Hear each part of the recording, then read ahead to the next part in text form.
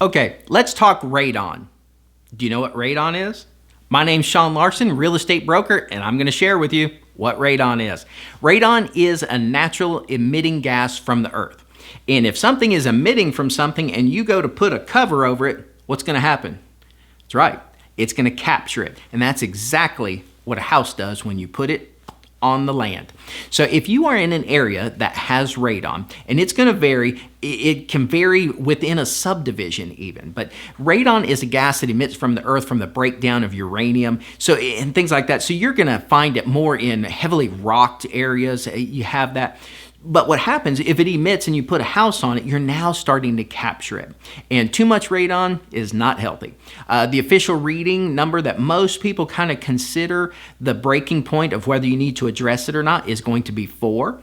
I always recommend do your research on that in case the number should change or anything like that, or you just want to be extra cautious. That's usually the number that people use as the tipping point though. But what happens is it emits out of the earth, you put the house on it, you can put different types of houses on it.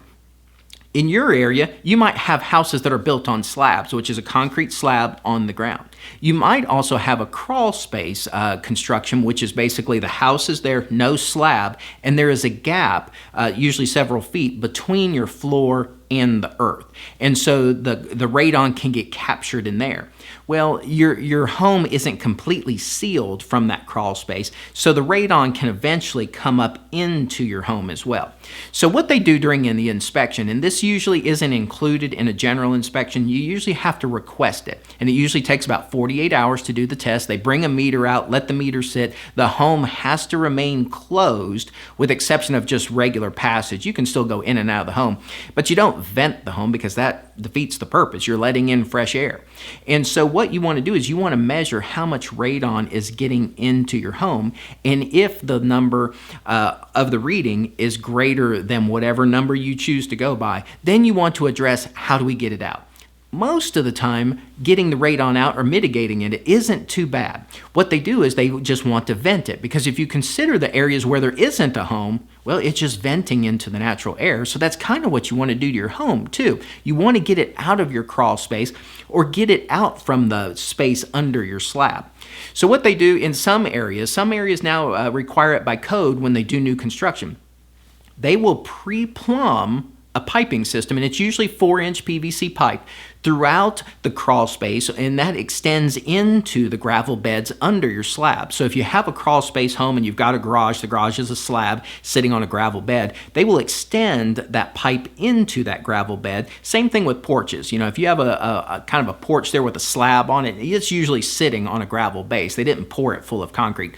So the pipe will extend into that too. And what it's doing is it's just allowing it to vent out. So then that pipe will then usually extend out of the home, usually upward, and that is what they call a passive system. There's nothing pushing the air out. They're just relying on the natural movement of air to vent the crawl space and the spaces under the slab.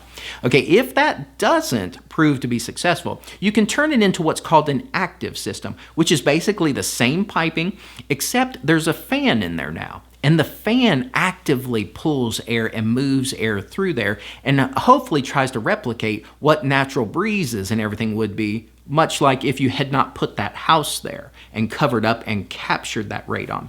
So you have an active system, you have a passive system.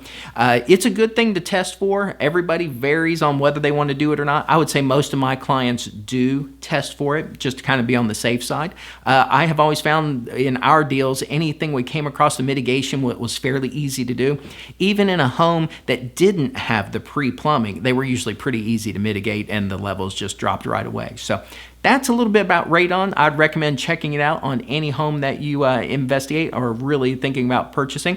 It can vary a lot. So if somebody says, hey, the house next door was fine, that does not mean the house you're considering is fine. It can be that spotted on the concentration. So just keep that in mind too. So if I can answer anything else about that, radon, anything real estate related, give me a shout. I'll take great care of you. Thanks again.